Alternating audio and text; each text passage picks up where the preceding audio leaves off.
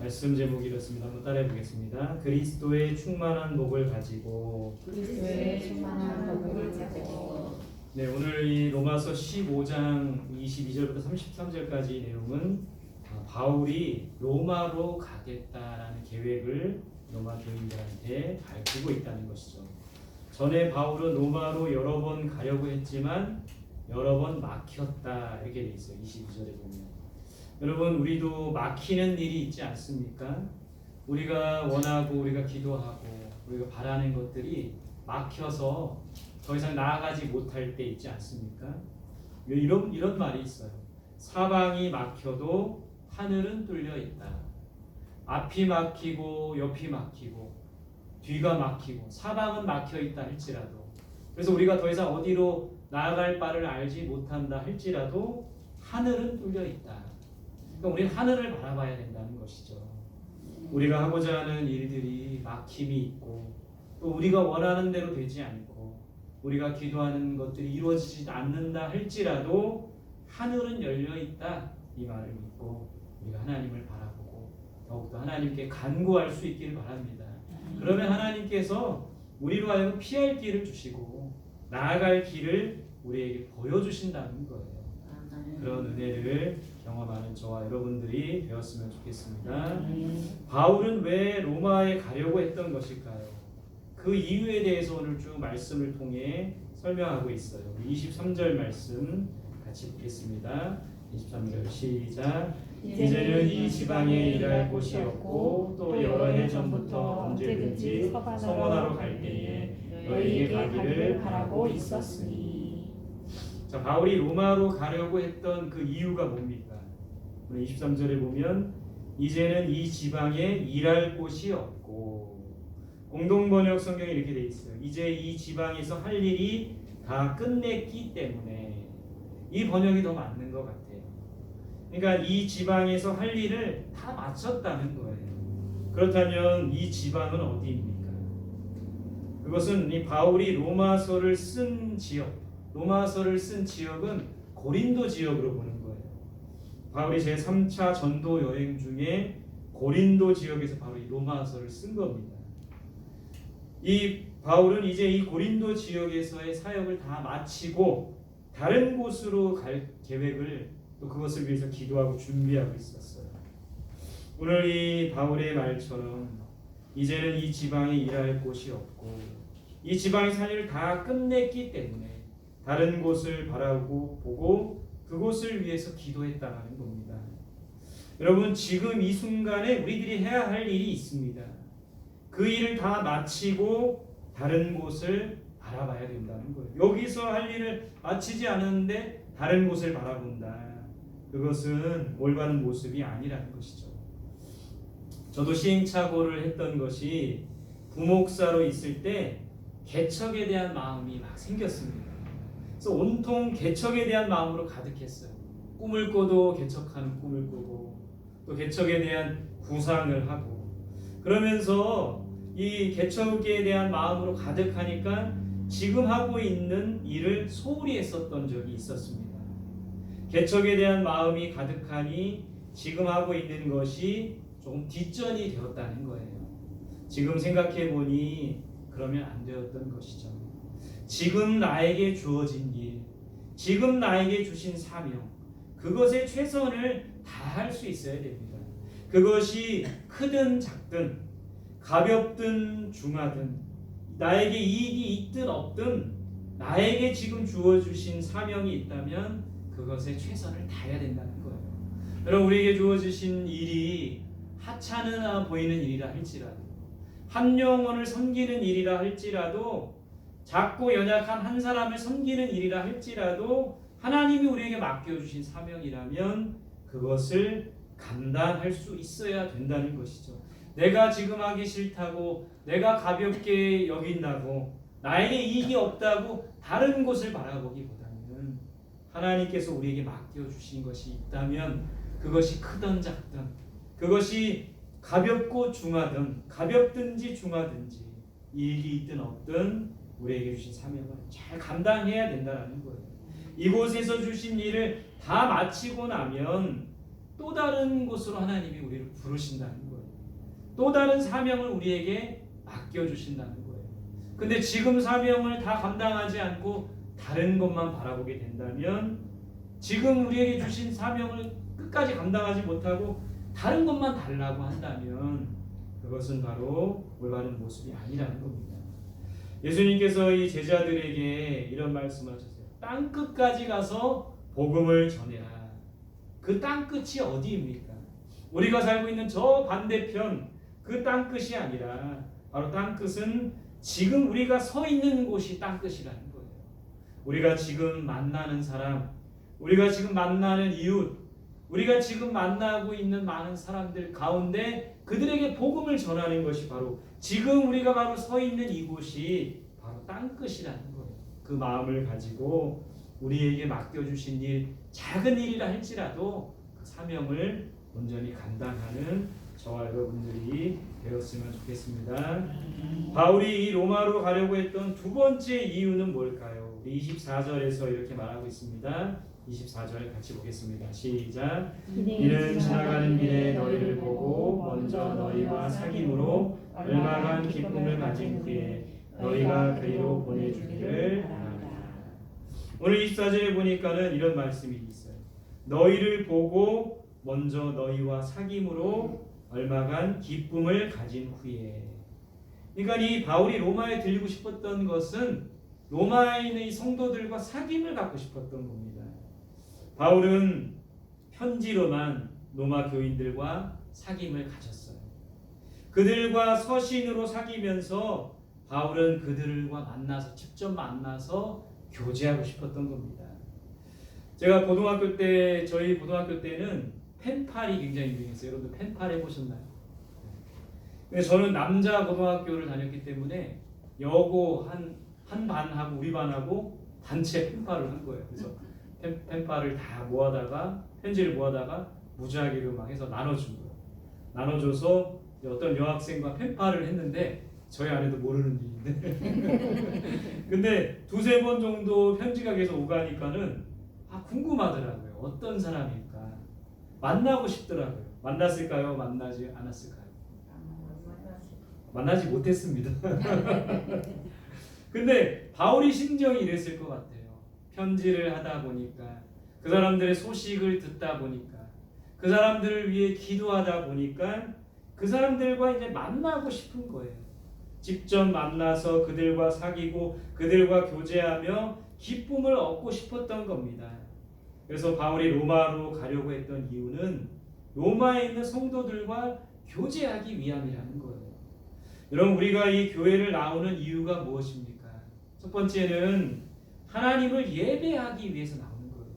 두 번째는 성도들 간에 교제하기 위해서 나오는 겁니다. 교제가 중요해요. 예배가 제일 중요하죠. 교제도 또한 중요합니다. 성도의 교제를 통해 우리는 하나님을 더욱 알아가고 또 서로 간의 교제를 통해 우리의 믿음이 더욱 자랄 수도 있는 거예요. 또 살아계신 하나님을 더욱 우리가 서로 체험하며 간증할 수도 있는 것이죠. 우리 성원교회 공동체 안에서 이런 교제를 나누면 좋을 것 같아요. 하나님에 대한 간증도 하고 서로를 위해 기도해주고 서로 은혜를 나누는 교제, 그런 교제가 우리에게 필요합니다. 우리는 이 교회 공동체 안에서 세상적인 것을 나누면 안 돼요. 속된 것을 나누면 안 되면 그거는 얼마든지 세상 친구들과 할 수 있는 일이죠. 이곳에서 은혜를 나누고 믿음을 나눌 수 있기를 바랍니다. 기도 제목을 나눌 수 있기를 바랍니다. 무엇보다 영적인 교제를 통해 우리의 믿음이 더욱더 자라고 우리의 영적으로 우리가 더욱더 성장할 수 있는 그런 교제가 있었으면 좋겠어요.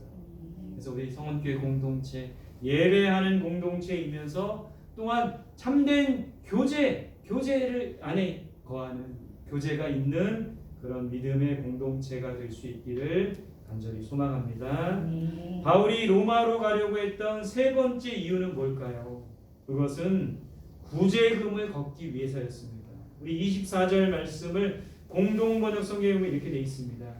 스페인으로 가는 길에 여러분을 만나 잠시나마 함께 지내면서 즐거움을 나누다가 여러분의 후원을 얻어 그곳으로 가게 되었으면 합니다.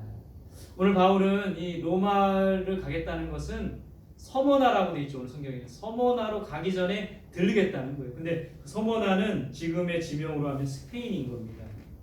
그 서머나로 가는 길에 여러분을 만나 잠시나마 함께 교제하면서 기쁨을 누리면서 또 한 가지 이유는 여러분의 후원을 얻어 그곳으로 가게 되었으면 합니다. 그곳은 어디일까요? 바로 이 문맥에 보면 서머나 스페인인 것이죠. 바울이 했던 여러 가지 사역 중에 중요한 것은 복음을 전하는 겁니다. 또 교회를 세우는 일이에요. 또한 바울이 했던 중요한 사역 중에 하나가 무엇이냐면 교회들로부터 구제헌금을 걷어서 가난한 성도들에게 나누어 주는 일이었습니다. 우리 25절 26절 말씀 같이 한번 볼까요? 시작. 그러나 이제는 내가 성도를 섬기는 일로 예루살렘에 가노니 이는 마게도냐와 아가야 사람들이 예루살렘 성도 중 가난한 자들을 위하여 기쁘게 얼마를 연보하였습니다. 자, 바울은 성도를 섬기는 일로 예루살렘으로 간다고 했습니다. 마게도냐와 아가야 사람들이 예루살렘 성도 중에 가난한 자들을 위해서 연보를 했다고 되어 있어요. 여러분, 이 바울 시대 때는 사람들이 연보를 했어요. 그러니까 교회가 미리 이제 이 헌금을 모아다가 연보라는 것은 바로 구제 헌금이라는 거예요. 바울은 마게도냐와 아가야 사람들의 연보를 가지고 구제 헌금을 가지고 예루살렘으로 가고자 한다고 했습니다. 여러분, 여기서 우리가 알 수 있는 것은 이 교회는 성도는 우리가 가진 것을 가난한 이웃들과 함께 나눌 수 있어야 된다는 거예요. 교회는 성도는 가난하고 어려운 사람들에게 물질을 나누어 줘야 하는 겁니다. 근데 여러분, 오늘 이 성경에 보면 사실은 초대교회 이 교회 성도들도 그렇게 넉넉한 사람들이 아니었어요. 오늘 여기 나오는 마게도냐와 아가야 사람들, 또 각 지역에 있는 교인들, 그렇게 부하거나 넉넉한 사람이 아니었다는 겁니다. 그럼에도 불구하고 더 가난한 이웃을 위해, 더 가난한 사람들에게 자기의 것을 나누며 연보를, 구제 헌금을 드리는 모습을 보게 되는 것이죠. 여러분, 제가 요즘에 이제 신방을 하면서 이제 사람들하고 얘기를 해보니까요, 요즘 사람들이 뭘 많이 하는 줄 아세요? 투자를 많이 하더라고요. 투자. 부동산에 투자하는 분들이 있습니다. 또 젊은 사람들은 주식이나 가상화폐에 투자를 많이 하더라고요. 그 이야기를 들으면서 저도 솔깃했어요. 주식을 좀 사야 하나? 땅을 좀 사야 하나? 이런 생각이 잠시 들었습니다. 그런데 제 마음속에 이런 마음이 더 크게 들었어요. 하늘에 보화를 쌓아두라고 했는데 이런 마음이 더 크게 들었어요. 여러분, 우리는 보화를 하늘에 쌓아두어야 되는 겁니다. 하늘에 보화를 쌓아두는 것은 무엇일까요? 그렇다면 그것은 하나님께서 기뻐하시는 일에 물질을 사용하는 거예요. 하나님께서 기뻐하시는 일에 우리의 물질을 들여 사용하는 것이 바로 하늘의 보화를 쌓아두는 일입니다. 선교와 구제하는 일에, 하나님의 나라를 세우는 일에, 주님의 몸된 교회를 세우는 일에, 이런 것에 우리의 물질과 시간과 삶을 드리는 것, 그것이 바로 하늘의 보화를 쌓아두는 것이죠. 예수님께서 마태복음 19장 21절에 보면 부자 청년에게 이런 말씀하셨습니다. 예수께서 이르시되 내가 온전하고자 할진대 가서 내 소유를 팔아 가난한 자들에게 주라. 그리하면 하늘에서 보화가 내게 있으리라. 그리고 와서 나를 따르라 하시니. 여러분, 우리의 소유를 팔아 가난한 자들에게 나누어 주는 것이 하늘의 보화를 쌓는 방법이라고 가르쳐주고 계십니다. 하늘의 보화를 쌓아두면 그것은 도둑질 당할 위험도 없고 벌레가 와서 갉아먹을 일도 없다고 가르치고 있어요. 주식이 떨어질까 전전긍긍할 필요도 없고 부동산이 하락할까 봐 염려하고 걱정할 필요도 없다라는 것이죠. 여러분, 하늘의 보화를 쌓아두라. 이 말은 그렇다면 집도 사지 말고 땅도 사지 말고 저축도 하지 말라는 그런 이야기가 아닙니다. 먼저 우리는 하나님의 나라와 의를 구하라는 것이에요. 먼저 하나님의 나라를 위해 하나님의 뜻과 하나님의 일을 위해 우리의 물질을 사용하라는 겁니다. 마태복음 6장에 이렇게 말 약속하셨잖아요. 너희는 먼저 그의 나라와 그의 의를 구하라. 그리하면 이 모든 것을 너희에게 더하시리라. 여러분 참 우리 세상 살아가는 게 참 신기한 게 벌어도 부족한 것처럼 느껴지고 쌓아도 부족한 것처럼 느껴지는 거 왜 그런 겁니까? 우리 마음속에 있는 욕심이 끝이 없다라는 거예요. 그렇다면 우리는 여러분 더 많이 버는다고 해서 더 풍족할 것이 아니라 우리의 욕심을 조금만 내려놓으면 풍족하고 감사하며 살 수가 있다라는 것이죠. 더 많이 버는 것보다 더 많이 쌓아놓는 것보다 더 중요한 것은 우리에게 주신 것을 하나님을 위해 사용하는 것이 더 중요한 거예요. 하늘의 보화를 쌓아두는 것이 무엇인지 고민하고 그것을 실천해야 되는 겁니다.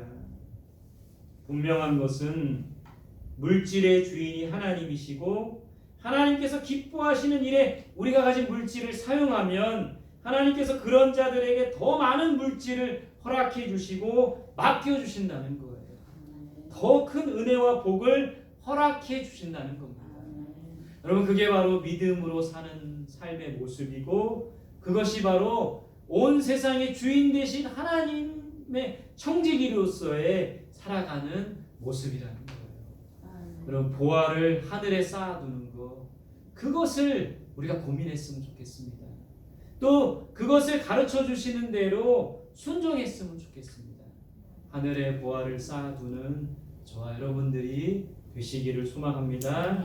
하나님 나라와 하나님의 뜻을 위해 우리의 시간과 물질과 우리의 삶을 아낌없이 드리는 우리들이 되기를 소망합니다. 그러면 이 모든 세상의 주인 되신 하나님께서 모든 물질의 주인 되신 하나님께서 더 많은 것을 우리에게 맡겨주신다는 거예요.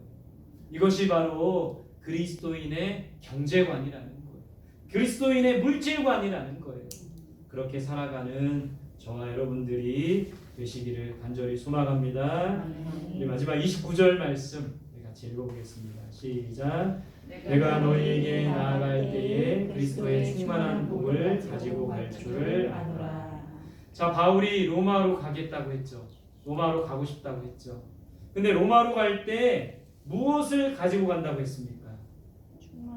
29절에 보니까 너희에게 나아갈 때 그리스도의 충만한 복을 가지고 갈 줄을 아노라.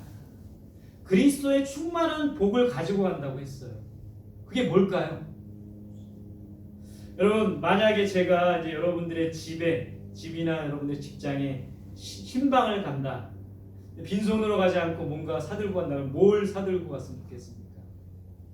더운 여름이니까 시원한 수박 한 통, 아니면 시원한 냉커피, 아니면 몸매에 좋고 맛도 좋은 보양식, 삼계탕이나 추어탕이나 뭐 이런 거, 뭐 이런 것을 가져가면 좋지 않을까요? 만약에 제가 여러분들 이제 집에나 직장에 방문할 때 책을 사간다면 어떨까요? 책을 좋아하는 사람도 있지만 대부분 사람들이 책 선물해 주면 별로 안 좋아하더라고요.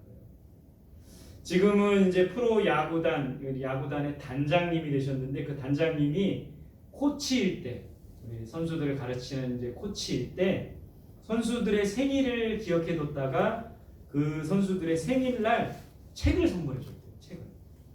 근데 어느 날 한 선수가 와서 그 코치님한테 단장이 되신 그 코치님한테 생일 때 제발 책 선물 안 해주셨으면 좋겠다고 그렇게 말을 했대요. 아주 용기 있는 선수죠. 그래서 왜 그러냐고 물어봤대요. 그랬더니 선수들이 책을 선물해주면 그 책을 읽는 게 아니라 라면 끓인 냄비 받침대로 그걸 쓴다는 거예요.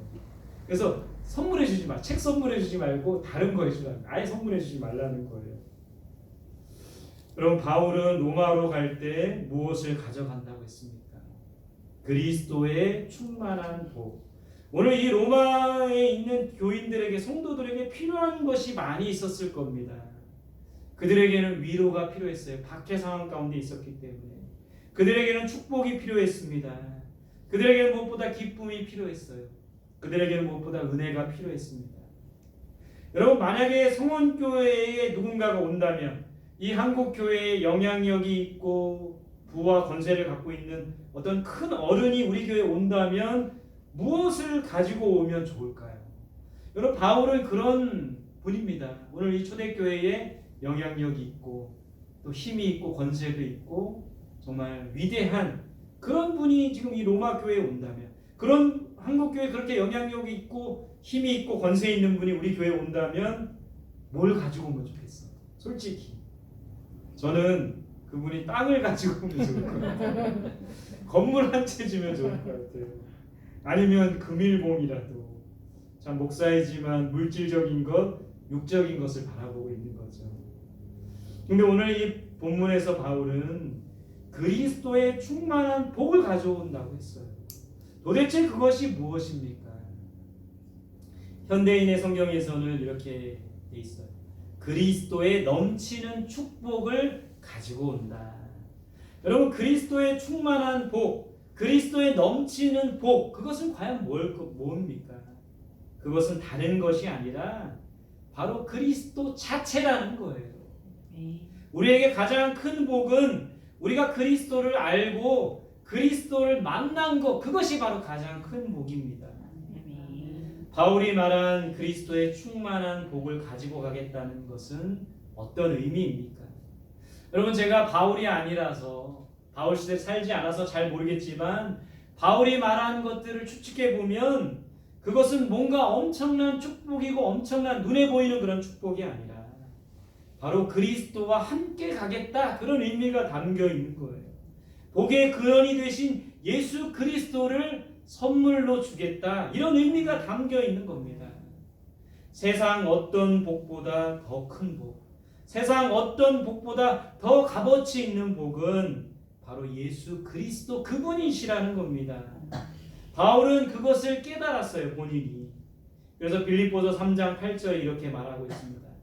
또한 모든 것을 해로 여김은 내 주 예수 그리스도 예수를 아는 지식이 가장 고상하기 때문이라. 내가 그를 위하여 모든 것을 잃어버리고 배설물로 여김은 그리스도를 얻었기 때문이다. 여러분 바울은 부도 얻어봤습니다. 권세도 얻어봤어요. 지식도 얻어봤습니다.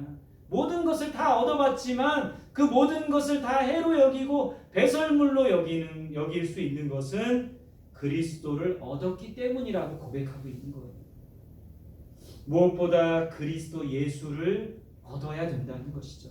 무엇보다 우리는 그리스도를 놓치지 말아야 된다는 것이죠. 무엇보다 그리스도 예수와 함께하는 삶이 되어야 하는 겁니다. 다른 것을 다 얻었다 할지라도 그리스도를 잃으면